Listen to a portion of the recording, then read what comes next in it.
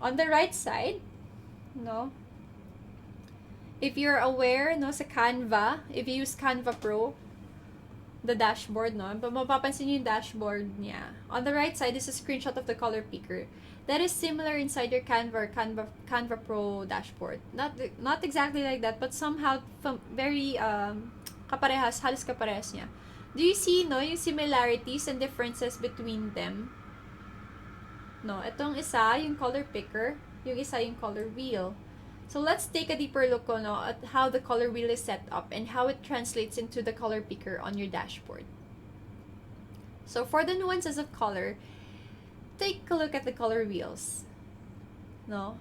At first sight, we notice the primary and secondary, no, and the tertiary colors, I believe. Then when we notice how the center of the wheel is white on the left and black on the right.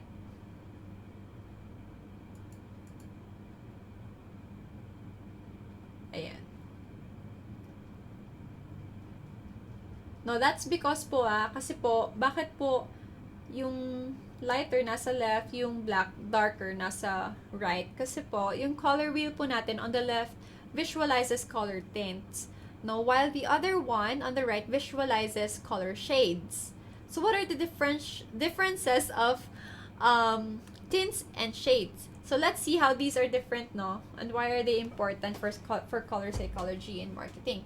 So for the pure color, the hue, what both these color wheels have in common are pure colors. Now they have a pure color, and the pure color is any of the primary, secondary, or tertiary colors without any added white, without any added gray, or without any added black. So these are located at the outer edges of the wheels and the color picker. So these pure colors are also called hues. So pure colors or hues can change with value and saturation. So for the tints, now when white is added to any pure color, it becomes a tint.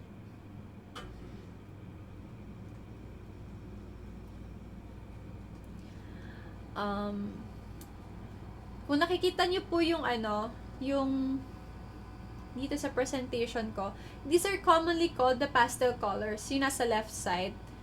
Kasi they are softer and they are paler, no, than the pure colors. And the tint can also be light, no, then it almost resembles white.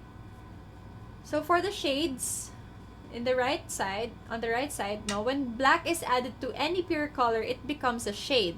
So this technique is used to create a darker, dulled down version of any color.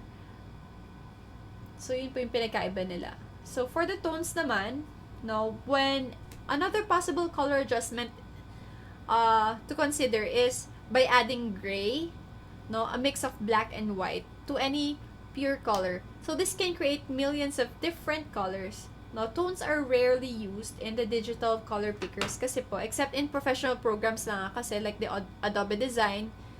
Kasi, very important po yung saturation. If you can see this one. A very important term, no, saturation, to understand the nuances of digital color is saturation. Kasi po, it defines the brightness or dullness of the color that you pick.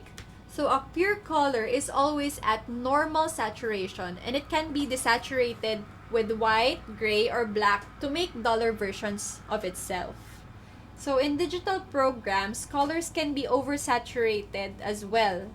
So oversaturating makes details disappear, and it isn't generally a great effect. So if you use saturation of color at different levels is what color pairing is all about. For example, some saturations like blue, no, look good with pure yellow, and while others might clash visually. Maybe let's pick pink to orange, or pink to maybe emerald green, right? So they kind of clash visually. So why are these nuances important in visual marketing?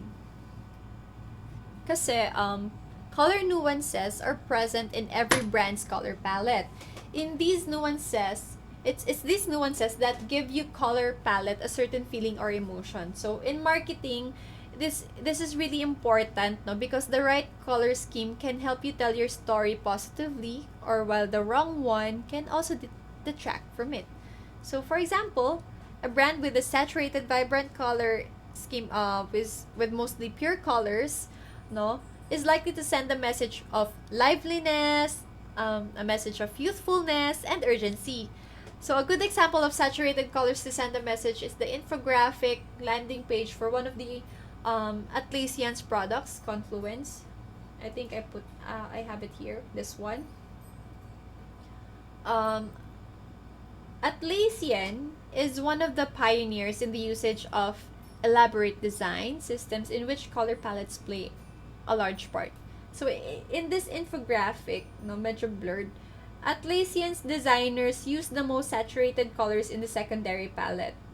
No, they used the secondary palette, no, with this infograph. And when you click on the CTA, I'm not sure, but the colors return to their neutral branded blues, if you would go to the website, no. The saturated versions were only used for this specific infographic. So why do they use this one instead of their neutral branded blue? Is because they want to catch your attention. Kaya kinuha nila they picked these colors. And if you have tried the Visme editor, no, there are some ways on how to work with the color nuances in Visme, no, but in Canva Pro or Canva, there are few ways to manipulate the color nuances in your visual graphics. So for elements like fonts, shapes, lines, icons, and illustrations, use the color picker. Always use the color picker. And in the color picker circle, no, the pure circles lie on the outer edges. So as you move inwards, they desaturate with white. On the right of the circle, the chosen color can be darkened with gray and black.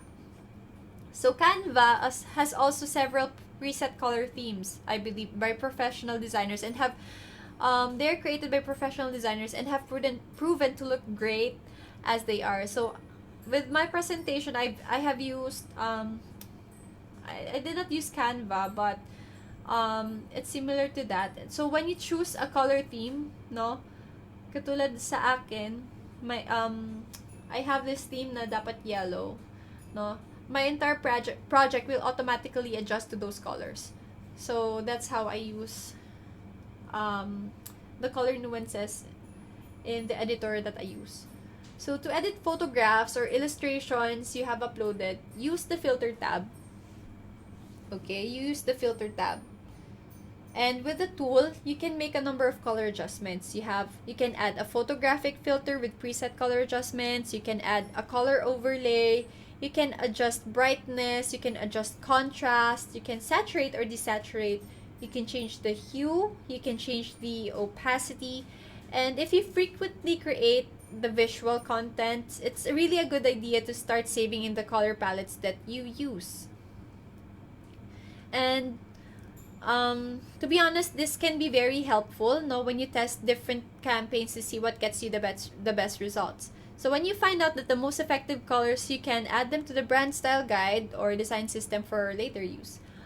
But in using color numbers, yeah, the digital colors are named with a system called hex. Now, every single color and tone and shade of the color in the color wheel has its own hex number. So when you find the color palette that you love, no, you can simply copy the hex number and insert them in your editor's color picker. You can search it on Google kapag hindi kayo familiar sa mga hex numbers ng color na favorite nyo. And a hex code is made of 3 sections. No? The first 2 numbers represent the red, and the next 2 represent the green, and the last 2 represent the blue. So kaya 6 yung numbers nila sa hex codes. So for example, no, we have the hashtag FFFFFF. It is the number for white because it's all the colors together in full color, no. And the hex number hashtag 000000 it's for black because it doesn't have any color at all. So